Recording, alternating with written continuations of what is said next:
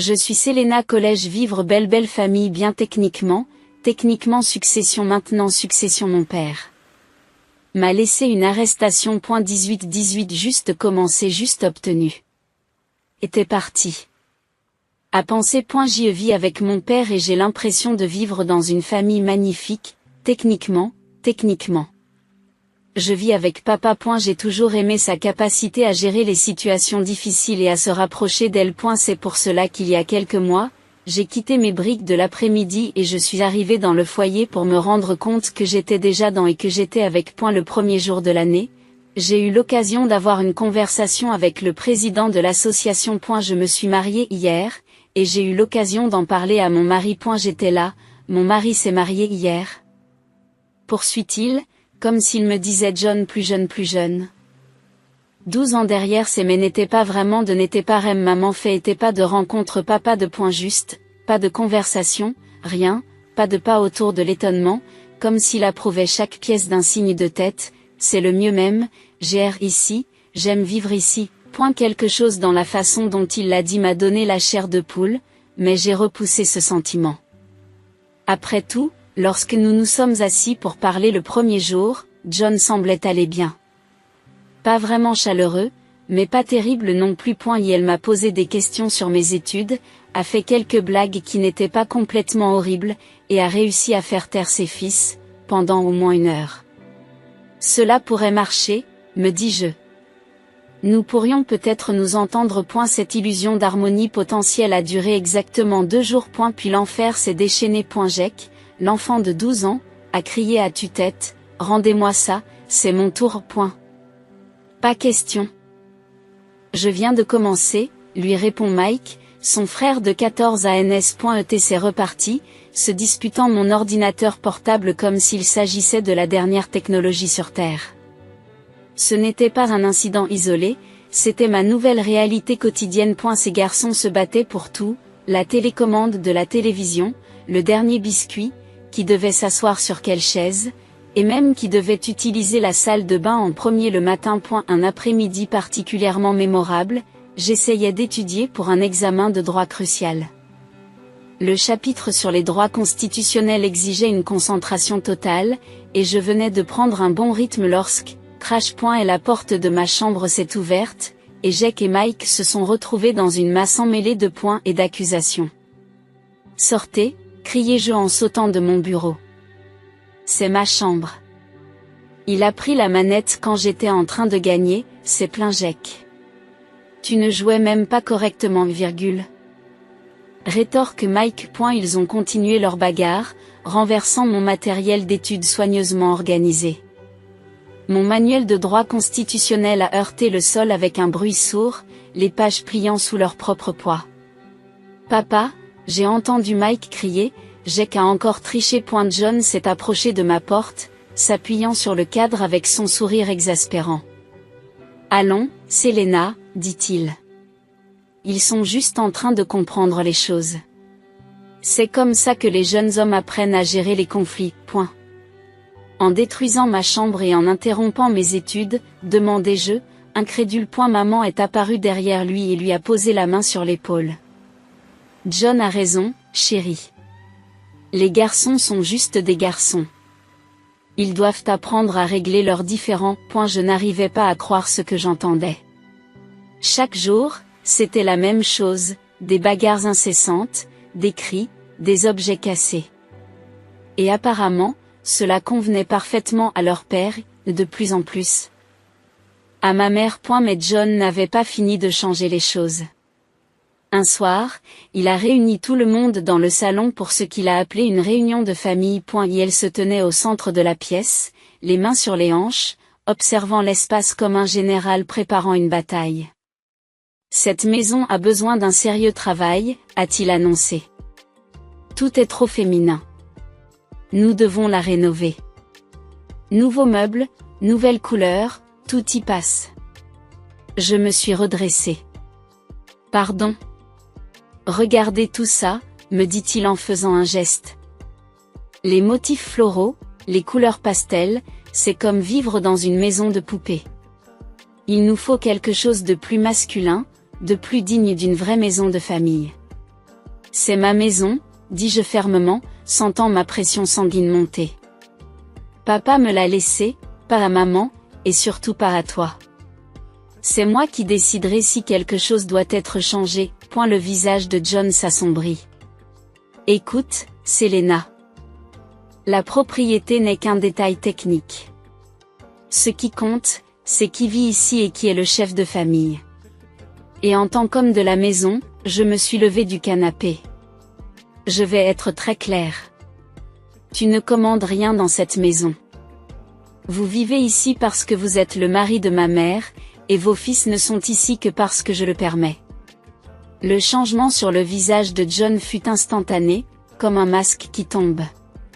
Ses yeux se sont rétrécis et son faux sourire agréable a complètement disparu. En 3 enjambées rapides, il se tenait juste devant moi, utilisant sa taille pour essayer de m'intimider. Écoute-moi bien, petite princesse gâtée, grogna-t-il, sa voix se transformant en un grognement dangereux. Je ne laisserai pas un étudiant me dire ce que je peux ou ne peux pas faire dans ma propre maison. Ce n'est pas ta maison, ai-je répété, restant sur mes positions même si mon cœur s'emballait. Et ça ne le sera jamais. Ce qui s'est passé ensuite a semblé se dérouler au ralenti. Le visage de John a pris une teinte rouge inquiétante et il a levé la main, s'élançant vers moi. Le mouvement a été si soudain que maman a sursauté à l'autre bout de la pièce. Mais je n'ai pas bronché. A eu lieu de cela, j'ai sorti mon téléphone de ma poche et je l'ai brandi, le doigt au-dessus du bouton d'appel d'urgence.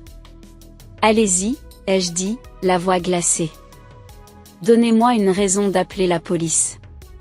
Je suis sûre qu'il serait très intéressé d'entendre parler d'un homme qui menace sa belle-fille, dans sa propre maison. La menace a fait l'effet d'un seau d'eau froide. La main de John s'est immédiatement refermée, sans un mot de plus, il s'est retourné et a monté les escaliers en trombe, nous laissant, maman et moi, seuls dans le salon. Selena, chérie, se précipite maman. La voix tremblante.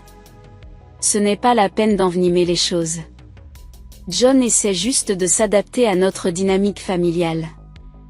Il a besoin de temps pour s'habituer à tout. Je n'arrivais pas à croire ce que j'entendais. Était-elle sérieusement en train de le défendre après ce qui venait de se passer? Il a besoin de se sentir comme un vrai homme, poursuit maman en se tordant les mains.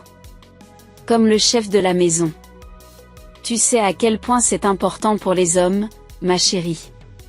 Essaie de comprendre, s'il te plaît. J'ai regardé le visage suppliant de ma mère, essayant de reconnaître la femme forte et raisonnable qui m'avait élevée. Toute cette situation était surréaliste. Et ma mère, qui avait toujours fait preuve d'une grande pondération, était là en train de trouver des excuses à un homme qui venait d'essayer de me frapper. Quelque chose en moi a craqué. J'en avais assez d'essayer d'être diplomate. Tu veux savoir ce que je pense? J'ai élevé délibérément la voix, m'assurant que mes mots porteraient à l'étage. Quand il aura gagné assez d'argent pour acheter sa propre maison, il pourra y établir les règles qu'il veut. Mais ici, je fis un geste pour montrer la maison que mon père m'avait laissée, ce n'est pas à lui de commander. Le silence qui suivit fut assourdissant. Puis, à l'étage, nous avons entendu des pas lourds, suivis d'une violente détonation. Le bruit de John claquant la porte de la chambre était si fort qu'il a fait trembler le lustre du salon. Après la confrontation avec Jean, les choses ont changé dans la maison, mais pas de la manière dramatique à laquelle je m'attendais. Cela a commencé par le petit déjeuner. D'aussi loin que je me souvienne, le matin avait été notre moment privilégié. Maman était déjà dans la cuisine à 7 heures, fredonnant doucement pendant qu'elle s'affairait sur le fourneau. L'odeur du café fraîchement préparé et de la délicieuse création qu'elle préparait montait jusqu'à ma chambre. Mieux que n'importe quel réveil. Mais maintenant, la cuisine était silencieuse le matin. La première fois que cela s'est produit, j'ai pensé que maman avait peut-être fait la grasse matinée. Je suis descendue dans mon étourdissement matinal habituel, m'attendant à sentir l'odeur du café et du petit déjeuner, mais j'ai trouvé une cuisine vide. Et la cuisinière était froide, la cafetière inutilisée. Par la fenêtre de la salle à manger, je pouvais voir maman dans le jardin, en train de prendre un café avec John. Je me suis fait des tartines et j'ai essayé de ne pas trop y penser. Tout le monde a droit à une matinée de repos, n'est-ce pas? Mais cela s'est reproduit le lendemain. Et le suivant. Bientôt, une semaine s'est écoulée et les seuls bruits dans la cuisine du matin étaient ceux que je faisais moi-même, en cherchant à tâtons des céréales ou du pain. Un matin, j'ai finalement trouvé le courage de poser des questions. J'ai trouvé maman dans le salon, en train de lire un magazine, tandis que les garçons de John se disputaient à propos d'un jeu vidéo en arrière-plan. Maman, comment sais-je en hésitant, tout va bien? Tu n'as pas préparé le petit déjeuner ces derniers temps. Elle a levé les yeux de son magazine, et pendant un instant, j'ai vu quelque chose passer sur son visage, du regret, peut-être. Mais il a rapidement été remplacé par un détachement froid que je n'avais jamais vu auparavant. Selena, tu as 21 ans maintenant, dit-elle d'une voix posée. Tu es une adulte et tu es parfaitement capable de te préparer ton propre petit déjeuner. De plus, dit-elle en faisant un geste autour d'elle, c'est ta maison, tu te souviens? Tu es la maîtresse de maison maintenant, alors tu devrais apprendre à prendre soin de toi. Ces mots m'ont fait l'effet d'une gifle. Mais j'ai ravalé ma peine et j'ai acquiescé, ne voulant pas déclencher une nouvelle dispute. La tension qui régnait dans la maison était déjà assez forte pour être coupée au couteau. Je me suis retournée et je suis partie, faisant semblant de ne pas avoir vu le sourire narquois de John, assis dans le vieux fauteuil de papa. Au fil des jours, j'ai remarqué d'autres changements. L'allocation mensuelle de maman, l'argent que papa lui avait laissé pour qu'elle soit toujours à l'aise, semblait disparaître plus vite que jamais. J'ai commencé à voir apparaître dans le hall d'entrée des sacs de courses provenant de magasins de luxe. Tous les 2 soirs, il s'habillait et se rendait dans les restaurants les plus chics de la ville. Nous allons essayer ce nouveau restaurant français en ville, annonçait maman en enfilant son manteau tandis que Jean attendait près de la porte. Ne m'attends pas. Je connaissais ces restaurants, ceux où les entrées coûtent plus cher qu'une semaine d'épicerie. Et à chaque fois qu'il sortait, c'était maman qui sortait son sac à main quand la facture arrivait. L'argent de mon père, soigneusement mis de côté pour prendre soin d'elle, finançait maintenant des dîners romantiques avec un homme qui avait essayé de frapper sa belle-fille quelques semaines auparavant. Les rendez-vous dans des restaurants chics ne suffisaient apparemment pas. Bientôt, maman et John ont commencé à partir en week-end ensemble. Ils ont commencé par des escapades romantiques dans des chambres d'hôtes des environs, avant de se lancer dans des excursions plus longues dans des stations balnéaires et des refuges de montagne. Mais leur dernier projet de voyage a vraiment été un succès. Selena, il faut qu'on parle, m'a dit maman un soir, alors que je me dirigeais vers ma chambre pour étudier. Sa voix avait ce ton faussement doux qu'elle avait commencé à utiliser chaque fois qu'elle voulait quelque chose de moi. John et moi prévoyons une escapade romantique la semaine prochaine. Juste quelques jours.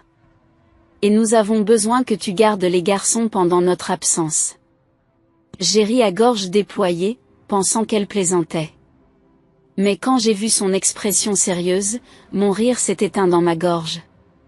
Absolument pas, ai-je dit fermement. Tu as vu comment ils se comportent? On dirait des animaux sauvages. Juste à temps, un fracas retentit à l'étage, suivi de cris. Maman grimace, mais continue. Ce ne sont que des garçons actifs. Actifs, les jeux interrompus. Ils sont dangereux. Ils pourraient littéralement s'entretuer, et je ne veux pas en être responsable. Et si l'un d'eux ouvre le crâne de l'autre pendant une bagarre? Et s'il se casse des os, pas question, maman.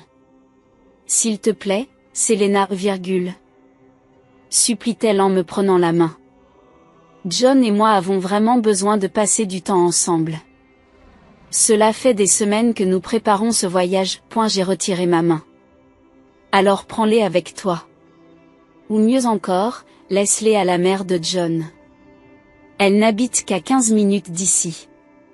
Oh, elle est trop vieille pour s'en occuper, dit rapidement maman. Et moi, je suis trop jeune, réponds-je. De plus, j'ai des projets pour cette semaine-là. J'ai un groupe stable, mais je dois quand même m'acquitter de ma tâche. La discussion a duré encore 1 heure, maman alternant entre les discours culpabilisants et les promesses que les garçons se tiendraient bien. Mais j'ai tenu bon. Finalement, ils n'ont pas eu d'autre choix que d'emmener Jake et Mike avec eux. Le matin de leur départ, on aurait pu croire que quelqu'un était mort à voir leur visage. John s'est mis à charger des valises dans la voiture, l'air renfrogné.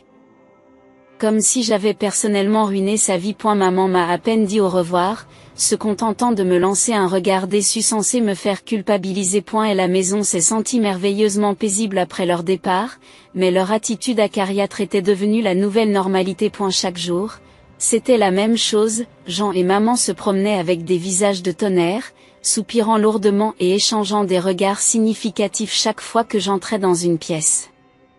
On aurait dit qu'ils participaient à une sorte de concours de la personne la plus malheureuse. Pendant ce temps, les garçons poursuivaient leur guerre quotidienne. Hier encore, ils s'étaient battus pour savoir qui utiliserait la télévision en premier, en se poussant, en se bousculant et en poussant des cris à réveiller les morts. Et maman, elle a à peine levé les yeux de son téléphone. Comme si les bagarres constantes n'étaient pas suffisantes, mes demi-frères ont développé un nouveau passe-temps. En s'emparant de mes affaires lorsque j'étais à l'université. Cela a commencé par de petites choses, ma souris sans fil a disparu un jour, puis mon haut-parleur portable le lendemain. Mais très vite, ils se sont attaqués à des cibles plus importantes. Un après-midi, en rentrant de cours, j'ai constaté que ma tablette n'était plus sur mon bureau. Lorsque j'ai confronté Mike et Jake, ils ont tous deux haussé les épaules, affichant leur meilleur visage innocent. « Je ne l'ai pas vu, » dit Mike, sans même lever les yeux de son téléphone. « Non, aucune idée, » a répliqué Jake, soudain très intéressé par ses lacets. Cela a duré 3 jours. 3 jours pendant lesquels ils ont joué la comédie alors que je savais juste, que l'un d'entre eux l'avait pris. Finalement, j'en ai eu assez. Pendant que Mike était à l'entraînement de foot, je suis entré dans sa chambre. C'était une zone sinistrée, il y avait des vêtements partout, des emballages de bonbons entre les livres, des posters accrochés de travers sur les murs. J'ai commencé à chercher, fouillant méthodiquement les tiroirs et les boîtes, sous le lit, dans le placard. Elle était là, enveloppée dans l'un de ses sweatshirts et rangée au fond de son tiroir du bas, ma tablette. La batterie était presque à plat, et il l'avait remplie d'applications de jeux et de je ne sais quoi d'autre. Lorsqu'il est rentré à la maison, l'expression de son visage lorsqu'il m'a vu tenir la tablette n'avait pas de prix. J'allais la rendre, a-t-il marmonné. Je lui ai dit, c'est bien ce que tu allais faire, et je me suis emporté. Ne rentre pas dans ma chambre et ne touche pas à mes affaires. Mais ils n'ont pas appris. Une semaine plus tard, je suis rentré à la maison et je les ai trouvés tous les deux affalés sur le sol du salon, mon ordinateur portable entre eux, en train de jouer à un jeu qu'ils avaient téléchargé. J'ai arraché l'ordinateur portable, ignorant leurs protestations. Si je vous surprends encore à toucher à mes affaires, puis vint la goutte d'eau qui fit déborder le vase. Un après-midi ensoleillé, alors que je rentrais à pied du campus, je les ai vus. Une femme que je n'avais jamais rencontrée auparavant, debout avec John à côté de la précieuse voiture de mon père, qui avait été sortie du garage. Et la voiture qu'il avait tant aimée, celle qu'il avait passé les week-ends à laver et à cirer, à m'enseigner les moteurs, les vidanges et le bon entretien. Mon estomac s'est effondré lorsque je me suis approché et que j'ai entendu leur conversation. « Excellent état », dit la femme en faisant le tour de la voiture. « Je pense qu'elle serait parfaite pour mes déplacements. »« Qu'est-ce qui se passe ici ?» j'ai demandé. La voix plus aiguë que je ne l'aurais voulu. La femme s'est tournée vers moi avec un sourire radieux.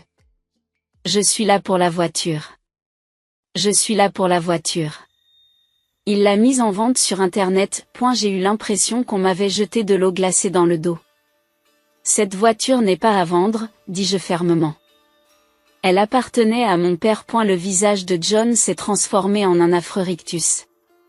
Tu devrais me remercier, crache-t-il. J'ai trouvé quelqu'un qui est prêt à acheter ce tas de ferraille. De toute façon, c'est une voiture de femme, aucun homme qui se respecte ne se ferait prendre à la conduire. Je suis resté là, figé, pendant qu'il continuait sa diatribe. Ton père, a-t-il pratiquement craché le mot? Ne connaissait manifestement rien aux voitures. Se promener dans ce truc comme une sorte de... Il fit un geste dédaigneux de la main. Pas étonnant qu'il se soit comporté comme une femme. Un homme digne de ce nom aurait acheté une voiture digne de ce nom. Je me suis tournée vers la femme, qui se tenait toujours près de la voiture, incertaine. Je suis désolée, mais vous avez été induite en erreur. Cette voiture n'est pas à vendre. Elle ne l'a jamais été et ne le sera jamais. Ma voix était calme mais ferme. Je vous suggère d'aller voir ailleurs. Elle a jeté un coup d'œil entre John et moi, sentant clairement la tension, puis a hoché la tête et s'est précipitée. Je n'ai pas attendu de la voir partir. Au lieu de cela, je suis montée dans la voiture de mon père, je l'ai reculée prudemment dans le garage et j'ai fermé la porte à clé. Puis je me suis tournée vers John, qui vibrait pratiquement de rage. Donne-moi les clés du garage. Maintenant. Ma voix était d'acier. Et ne t'approche plus jamais de la voiture de mon père. Son visage se contorsionna de fureur tandis qu'il sortait les clés de sa poche et les jetait à mes pieds. Elles se sont écrasées contre l'allée et il est parti en claquant des dents. Ce soir-là, maman m'a coincé dans la cuisine. Comment oses-tu parler à John de cette façon, a-t-elle sifflé. As-tu la moindre idée des problèmes que tu te poses? J'ai claqué mon verre sur le comptoir. Des problèmes? Tu veux parler de problèmes? Il a essayé de vendre la voiture de papa dans mon dos. Et le fait qu'il ait insulté la mémoire de papa? Il essayait juste d'aider. Cette voiture est juste là. Cette voiture, les jeux interrompus, est à moi. Tout comme cette maison est la mienne. Et j'en ai assez. John et ses fils doivent partir. J'en ai fini avec les bagarres, les vols, le manque de respect. J'en ai fini avec tout ça. La voix de ta mère s'est élevée jusqu'à devenir un cri. Tu nous mets dehors? Ta propre mère? Non, maman, pas toi. J'ai pris une grande inspiration. Tu peux rester. Tu es ma mère, et c'était aussi ta maison. Mais John et les garçons doivent partir. Elle m'a regardé comme si elle ne me reconnaissait pas. Puis son visage s'est durci. S'ils partent, je pars. Les mots ont fait l'effet d'un coup de poing, mais j'ai tenu bon. C'est ton choix. Le lendemain après-midi, ils étaient partis. De ma fenêtre, je les ai vus charger des cartons et des valises dans leur voiture. Maman n'a même pas dit au revoir. Après leur départ, je me suis assise dans le bureau de papa, entourée de ses livres et de ses photos, essayant de digérer tout ce qui s'était passé. Mais une pensée me taraudait, ce n'était pas fini. John n'était pas du genre à s'en aller tranquillement. J'avais besoin d'aide. D'une aide professionnelle. Le lendemain matin, j'ai appelé le vieil ami et avocat de mon père, James Wilson. Il s'était occupé du testament de mon père et m'avait toujours dit de le contacter si j'avais besoin de quoi que ce soit.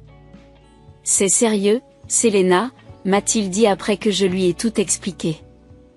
Ta mère n'a aucun droit légal sur la propriété, le testament de ton père était très clair à ce sujet. Mais si elle décide de porter plainte, elle ne le fera pas, commençai-je, avant de m'arrêter. Ces jours-ci, je n'étais pas sûre de ce que maman ferait. Les batailles juridiques coûtent cher, poursuivit James. Même si nous gagnons, et nous gagnerions, vous dépenserez beaucoup d'argent et de temps à vous battre au tribunal. Sans parler de la charge émotionnelle. Elle s'est adossée à sa chaise. Mon conseil? Essayez de résoudre ce problème avant d'en arriver à la et la prédiction de James s'est avérée exacte plus tôt que prévu. 2 jours après notre rencontre, mon téléphone a sonné. Le nom de maman s'est affiché sur l'écran. Je dépose une plainte, dit-elle sans préambule. 4 partages de biens. Vous ne pouvez pas nous jeter à la rue. J'ai contacté James immédiatement après avoir raccroché. Il m'a proposé d'essayer la médiation. Mettons tout le monde dans une pièce avec un tiers neutre. Ce sera moins cher et plus rapide que le tribunal. La médiation a été fixée à la semaine suivante. Je suis arrivé tôt avec James, j'ai vu sa mère entrer avec son avocat et John. Bien sûr, il ne pouvait pas rester à l'écart. James a immédiatement pris le contrôle de la réunion.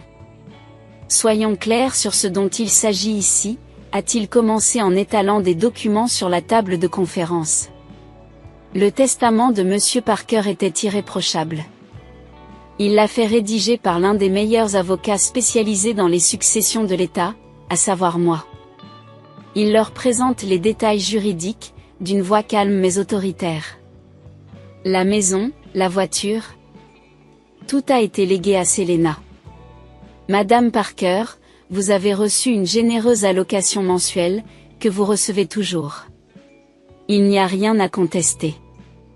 L'avocat de la mère s'est déplacé dans son fauteuil, mal à l'aise, tandis que James continuait. Un procès coûte très cher, très cher.